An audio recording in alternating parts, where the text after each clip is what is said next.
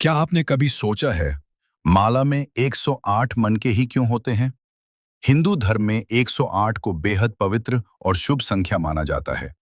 कहा जाता है कि इसका संबंध सूर्य, पृथ्वी और चंद्रमा के अनुपात से भी जुड़ा है। इसी वजह से मंत्र जप और ध्यान में 108 बार दोहराना विशेष महत्व रखता है।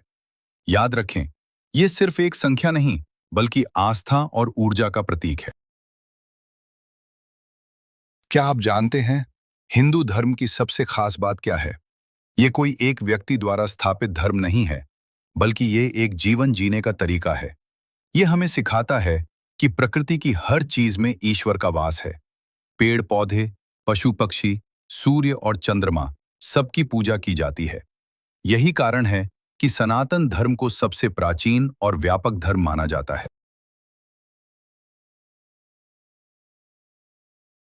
क्या आप जानते हैं, सदियों पहले ही एक भारतीय वैज्ञानिक ने धरती के सूर्य के चारों ओर चक्कर लगाने का समय बता दिया था?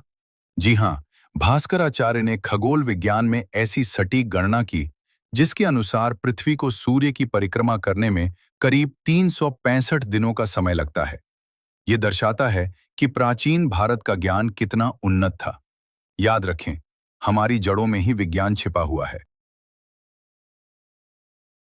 क्या आप जानते हैं, भारत के इतिहास में एक ऐसा शासक भी था जिसके शासन में अंग्रेज पंजाब पर कब्जा नहीं कर पाए।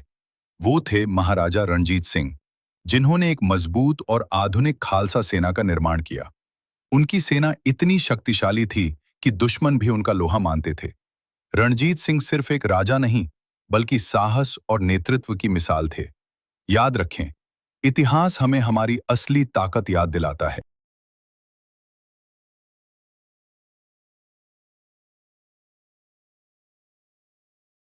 क्या आप जानते हैं, स्वामी विवेकानंद जी ने एक अंग्रेज को ऐसा जवाब दिया जो आज भी दिल को छू जाता है। जब उनसे पूछा गया कि भारत में महिलाएं हाथ क्यों नहीं मिलाती, तो उन्होंने कहा, क्या आपके देश में कोई आम व्यक्ति महारानी से हाथ मिला सकता है? जब जवाब नहीं मिला, तो स्वामी जी ने कहा, हमारे देश में हर महिला महारानी है। याद रखें, नारी का सम्मान ही हमारी संस्कृति की पहचान है। क्या आपने कभी हवा में लटका हुआ खंबा देखा है? आंध्र प्रदेश के लेपाक्षी मंदिर में एक ऐसा स्तंभ है जो जमीन को पूरी तरह नहीं छूता। इसे हैंगिंग पिलर कहा जाता है। सदियों पहले बनी इस संरचना को देखकर आज भी लोग हैरान रह जाते हैं। ये दिखाता है कि प्राचीन भारत की वास्तुकला कितनी उन्नत थी। याद रखें, हर रहस्य के पीछे विज्ञान छिपा होता है। अगर आप केदारनाथ या बद्रीनाथ जाने की सोच रहे हैं, तो ये खबर आपके लिए बेहद जरूरी है। अब मंदिर परिसर में फोटो और वीडियो बनाना पूरी तरह से बैन कर दिया गया है। मंदिर से 30 मीटर के दायरे में मोबाइल और कैमरा इस्तेमाल करना भी मना रहेगा।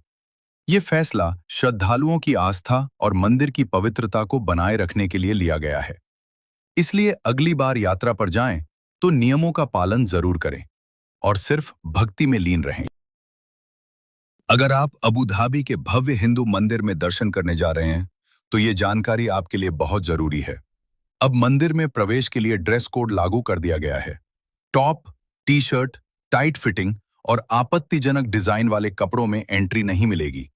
मंदिर की पवित्रता और गरिमा बनाए रखने के लिए ये नियम बनाए गए हैं। इसलिए यात्रा से पहले सही कपड़े पहनकर जाएं, ताकि बिना किसी परेशानी के दर्शन कर सके।